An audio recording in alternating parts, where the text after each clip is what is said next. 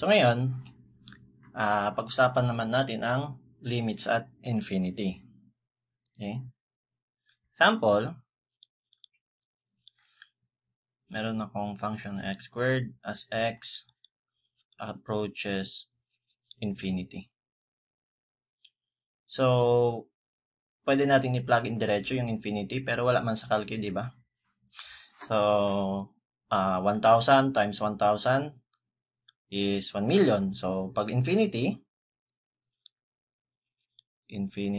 times infinity is equal to infinity. Okay? Let's say meron akong function na x squared pero as x approaches to negative infinity. Ganyan. So, same pa rin. Pwede nating gawin ganito times negative infinity. So, pag x squared as x approaches to negative infinity is just equal to positive infinity. Okay? Let's say meron pa akong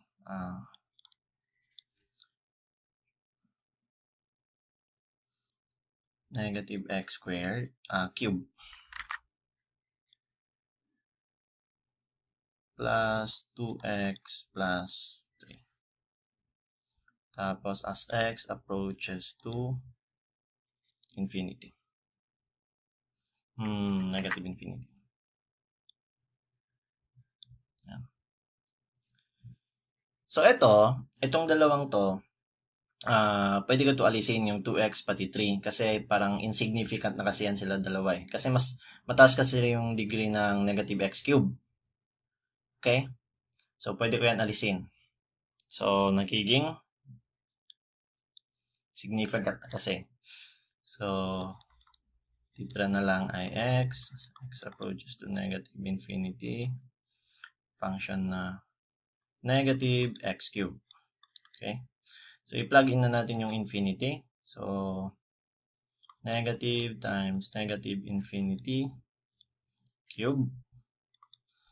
So, negative times, negative times negative is positive. So, times negative, negative.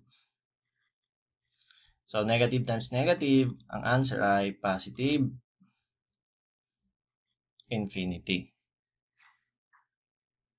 Klaro? Okay. Isa pa.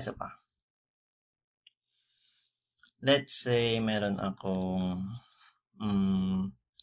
negative 7x to the 4th plus 2x cubed. Yan. As x approaches to negative infinity ulit. So, ayan daw. So, same pa rin. Ito, pwede ko to alisin yung 2x cubed kasi insignificant na kasi siya eh. Mas malaki kasi yung x to the 4th. So, pwede ko yan alisin. So, nagiging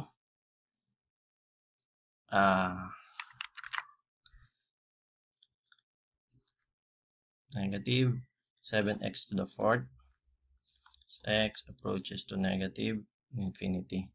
So, pwede ko na i-plug in yung infinity. So, nagiging negative 7 times infinity, negative infinity to the 4th. So, negative 7. So, ito, negative times negative, positive. So, nagiging positive infinity. So, times negative 7. So, kalalabasan ay negative infinity. Okay? So, yun. Pero, paano pag ang function natin ay rational?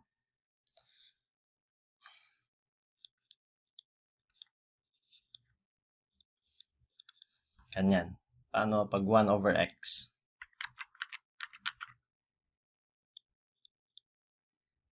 Ganyan. So, let's say, subukan natin 1 over 100. So, ang 1 over 100 ay 0.01. Lakihan natin. Say 1 over 1,000. So, 1 divided by 1,000 is 0.001. Pag 1 over 1 million, so 0.0000001.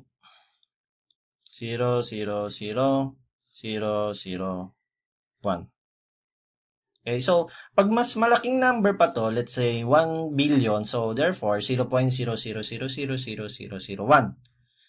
So pag 1 over infinity, it means, eto, pag i-plug in natin diretso, 1 over infinity.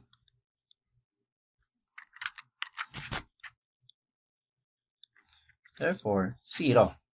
Kasi napakalaking number ng infinity eh. Okay? So, 1 over infinity is equal to 0. Okay?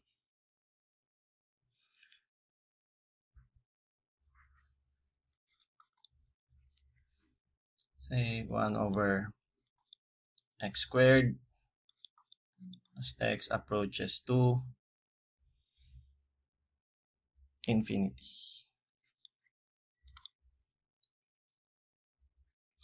So, ito, same pa rin. Infinity squared is infinity pa rin. So, kahit i-plug in natin diretso yung infinity.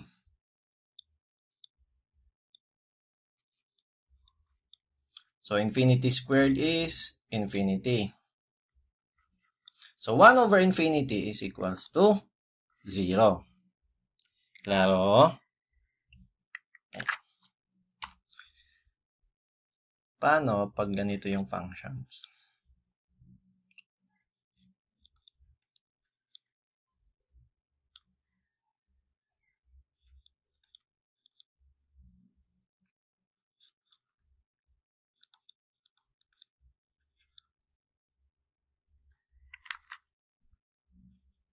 Ganyan. So, pag ganito,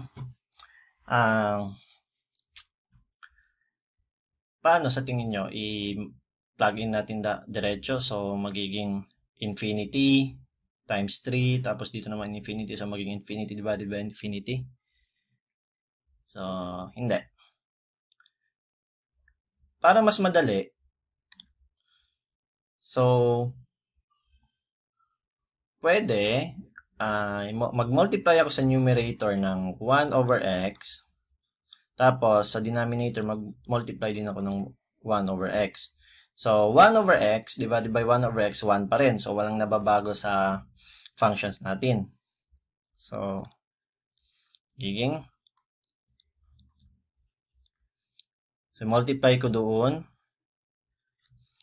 3x times 1 over x ay 3 na lang. Minus 2 over x.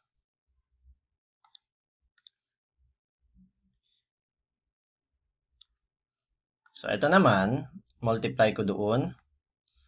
So, 9 plus 5 over x.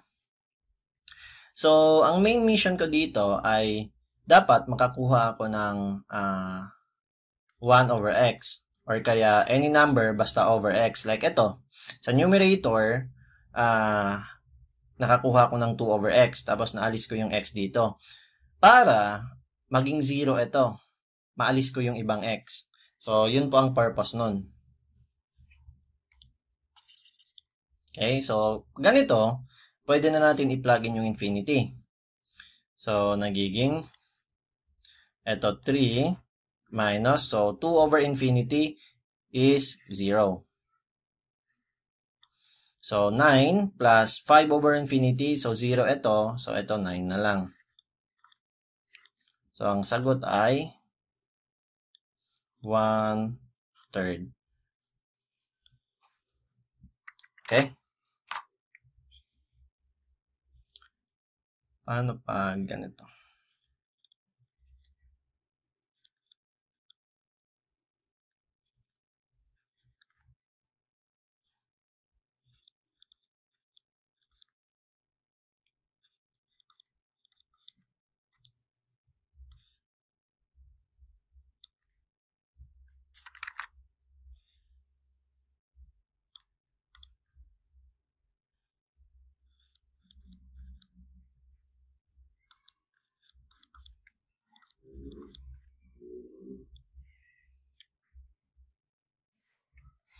So, paano pag ganito? So, same pa rin. Ang magiging approach natin, dapat maalis natin yung mga, yung mga 6x squared, pati itong mga 2x. Okay?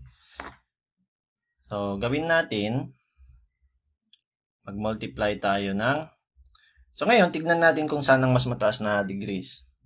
So, same lang man sila, di ba? X squared. So, mag-multiply tayo ng 1 over x squared.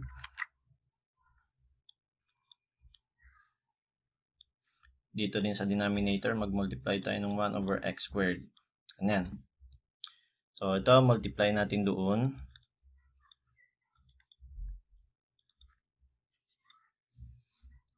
So, nagiging 6 plus 2 divided by, x squared. So, 2 over x plus 1 over x squared.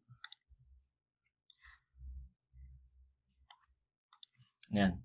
So, ito din. 6 plus negative 3x times x squared. 1 over x squared. So, negative 3 over x plus 4 over x squared. Ngayon, pwede na natin i-plug in yung infinity kasi makakuha na tayo ng 0.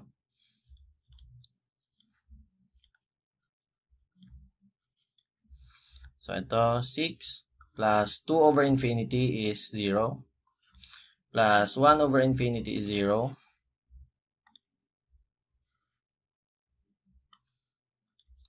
So, 6 minus 3 over infinity 0 plus 4 over infinity ay 0. So, therefore, ang answer is 1. Okay?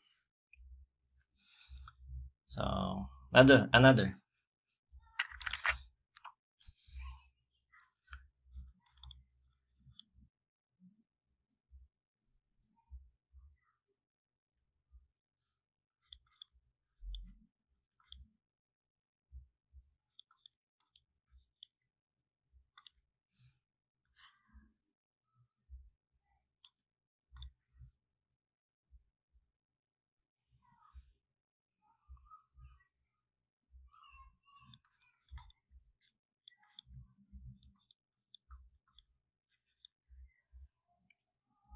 Okay. So, pag ganito, titignan natin kung saan yung mataas na degrees.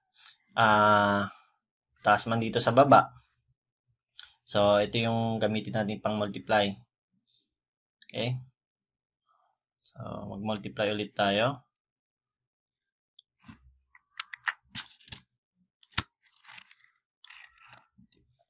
By 1 over x cubed divided by 1 over x cubed. Yan.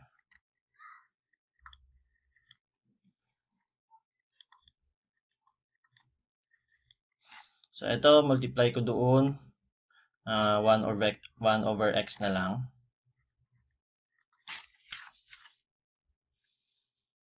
Plus, ito, 1 over x squared na lang. Minus 2 over x cubed. So, dito sa baba, 4 minus 1 over x cubed. Okay? So, pwede na natin i-plug in yung infinity. So, nagiging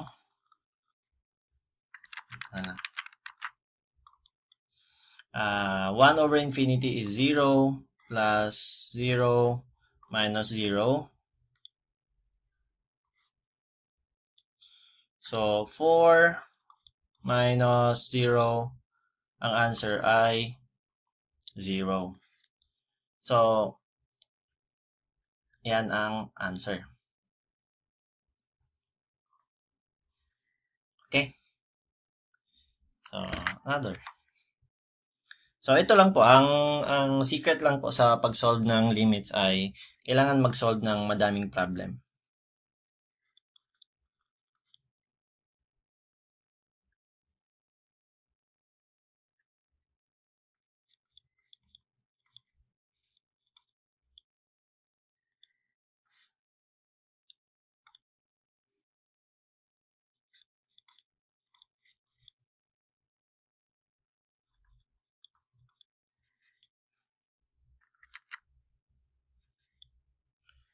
So, ganyan. So, ngayon, mas mataas yung degree sa numerator, di ba? So, ano kaya gagawin natin? Mag-multiply tayo ng 1 over x squared divided by 1 over x squared. Para pag mag-multiply tayo ng 1 over x squared divided by 1 over x squared, so ito sa baba, nagiging 0. Kasi, ito sa baba, nagiging multiply man tayo ng 1 over x squared divided by 1 over x squared. So, ito nagiging 3 over x plus 8 over x. So, 0, nagiging pag i-plug in natin yung infinity, naging 0 plus 0. So, 0. So, nagiging undefined kasi 0 divided by, ito pala, divided by 0 ay undefined. Okay, so hindi always ganun na kung saan mas mataas ang root, yun, mas mataas ang degrees, yun ang i-follow natin. Okay? So, ang pinaka-the best way, pag multiply natin ay, sa taas kasi wala namang problema. Sa taas. Ito lang sa baba. The best way, para i-cancel lang natin itong x. Okay? So, pwede tayong mag-multiply ng 1 over x divided by 1 over x.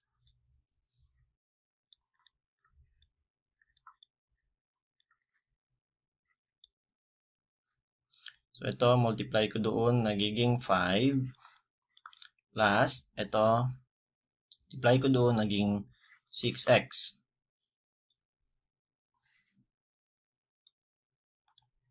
So, ito naman, multiply ko doon, nagiging 3 plus 8 over x. Okay? So, ngayon, pwede ko na i-plug in yung limit. Kasi hindi man din ako makakuha ng undefined. So, nagiging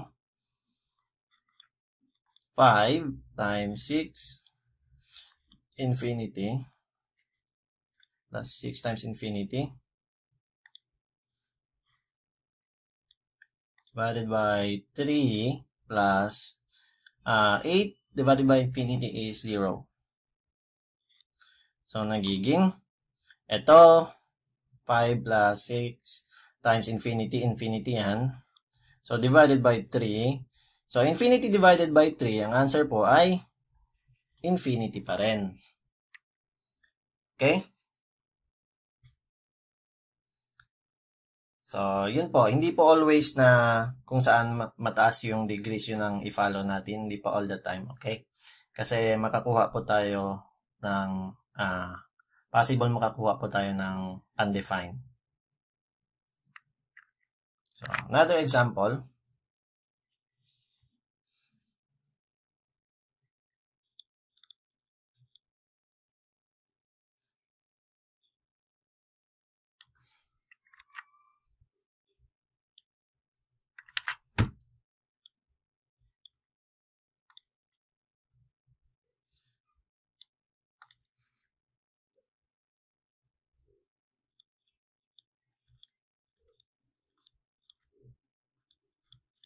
Okay. Paano pag ganito? Meron tayong function na square root of x squared plus x plus 1 minus x. Sa labas yung minus x. As x approaches to infinity. So, paano? Kayo, sa tingin nyo, ano yung magiging approach nyo? I-solve yung problem na to. So, pwede tayong gumamit ng conjugate. Ito, multiply ko ito.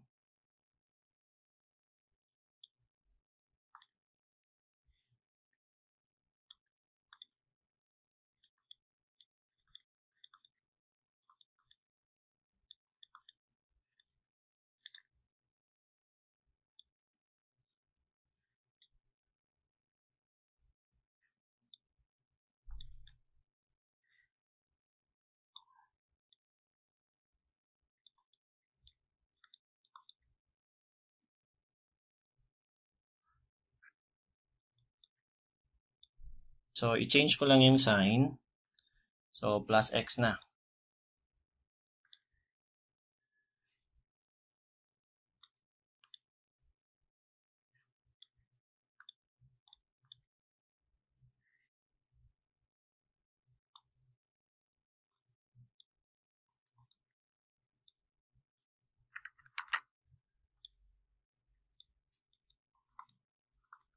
So, ito din, plus x dapat para maging 1 sila.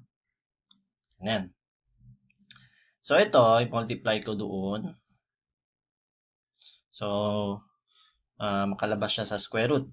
Uy, yung limit natin as x approaches infinity. So, ito yung multiply ko doon.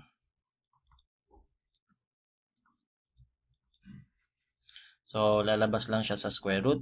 So, nagiging x squared plus x plus 1. So, ito, negative x times positive x is negative x squared.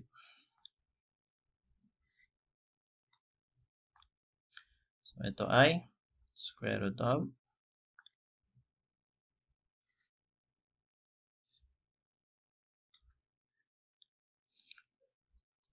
x squared plus x plus 1 plus x. So, ito, x squared minus x squared is 0.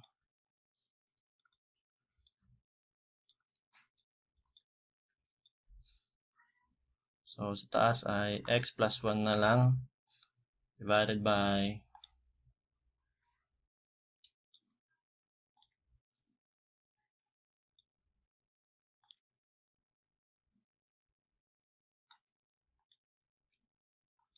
x squared plus x plus 1 plus x.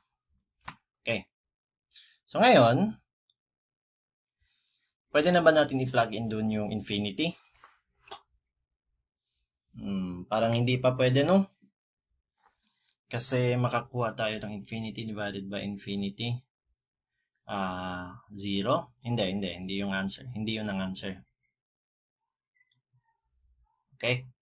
So, mag-multiply tayo ng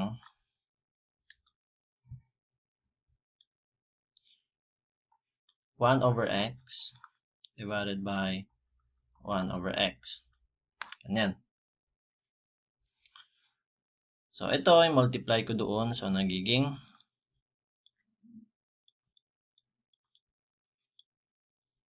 1 plus 1 over x. Okay?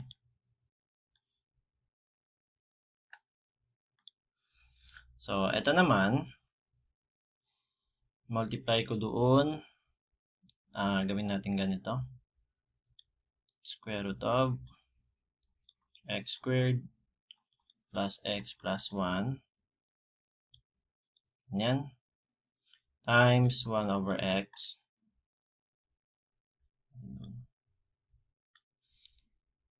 Plus, ito ay multiply ko doon. So, 1 na lang. Okay, kasi x times 1 over x is 1. Ngayon, itong 1 over x, ipasok ko doon sa loob ng square root.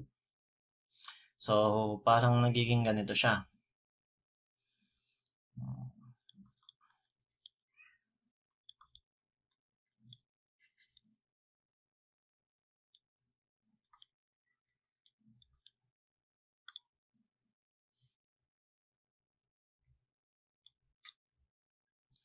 So,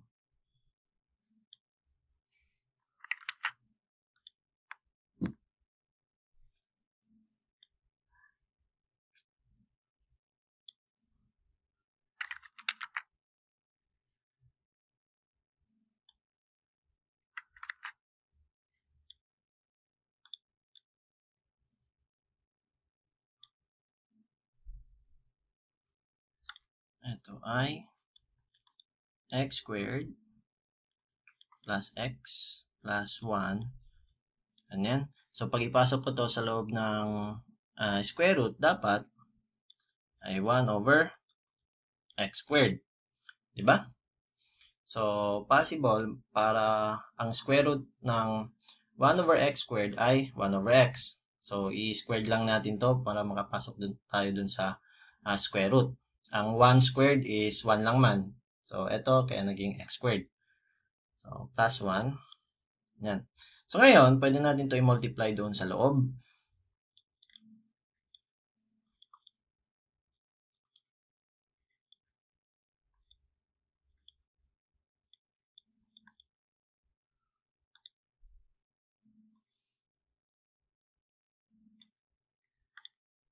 So, square root of ito ay 1 kasi x squared times 1 over x squared is 1 plus x 1 over x. So, ito naman plus 1 over x squared plus 1. So, ngayon, pwede na natin i-plug in yung infinity. Kasi nakakuha na tayo ng 1 over x 1 over x na lahat. So, magiging 0 na to.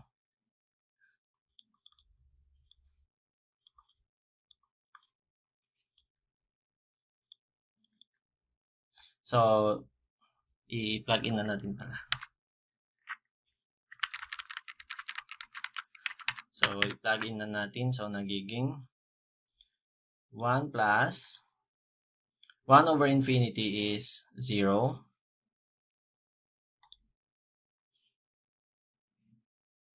Okay. Times square root of 1 plus 0. 1 over infinity is 0.